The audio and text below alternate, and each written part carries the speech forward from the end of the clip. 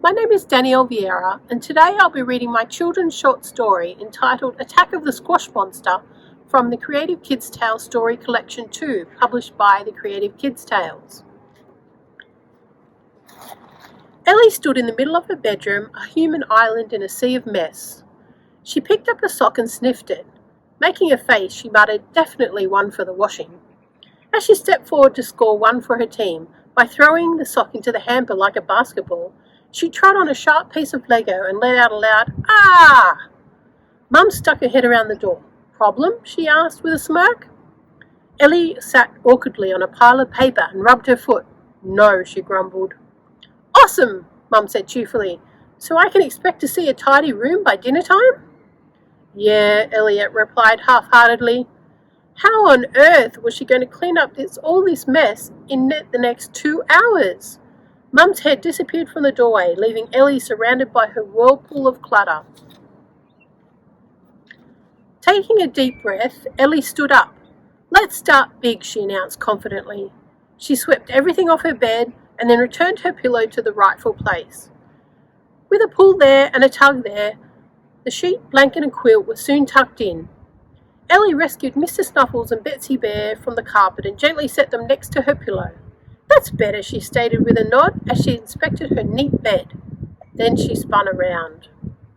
Her face fell as she saw the tidal wave of junk still flooding the floor.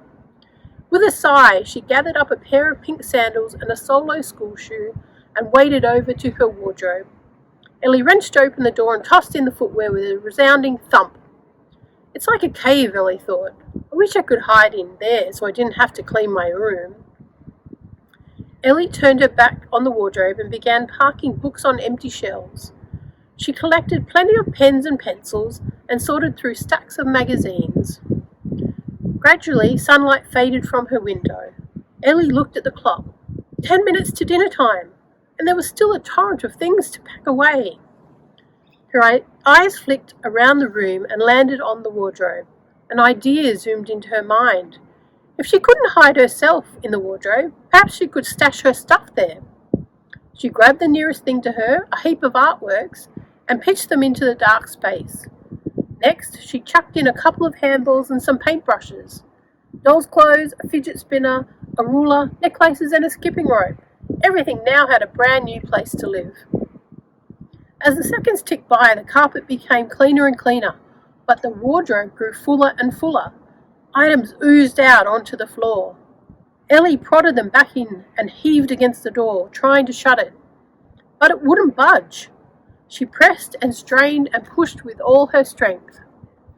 At the sound of Mum's joggers squeaking up the hallway, Ellie's heart skipped a beat.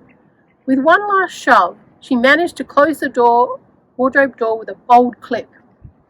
"Well, what do we have here?" Mum said. "A tidy bedroom. I would never have thought it possible." Ellie leaned against the wardrobe door, panting slightly. "That's right, everything is in its place." As she moved to follow her Mum out to the dining room, she heard a couple of thuds coming from the wardrobe. "I hope everything stays put." Lying in bed later that night, Ellie smiled to herself. Having a clean room made her feel peaceful, like she was floating in a warm bath. She descended into a dreamless sleep. Suddenly, her eyes flew open. She looked at the clock, 2:10 a.m. What had woken her? Then she heard it. Something was clunking and clanking in her wardrobe. The lock popped and the door scraped open with a low creak. Ellie sat up in bed, shivering. She reached a shaky hand to her bedside table and turned on the lamp. Pale light flooded the room, revealing the strangest creature she had ever seen. Its lumpy skin had coloured patches, and weird things jutted out of it at odd angles. Short and fat, it lumbered slowly towards Ellie while pointing something at her. Was that a sword? Ellie squinted and spotted numbers and lines along its edge. "That's my ruler," she declared. Without thinking, she threw her pillow at the monster and it toppled over. It lay there, waggling its arms and legs like an enormous upturned beetle. Feeling brave, Ellie tiptoed over to it. "Hey, those eyes are just handballs. Your hair is my wiggly skipping rope. And," she gasped, "are you wearing my paintings as clothes?" The monster was composed of all the things she had squashed into her wardrobe. She yanked off the monster's paintbrush antenna and added them to her art supplies. She peeled off the artworks and inserted them carefully into a folder that she kept under her bed.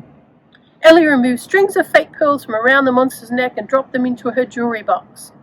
By the time she had finished storing away all of her things, the monster was no more. The next morning, Ellie's mum yawned at the breakfast table.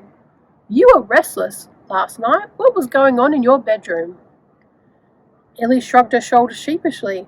"Oh, it was nothing. I had a monster of a headache, that's all, but it's cleared up now."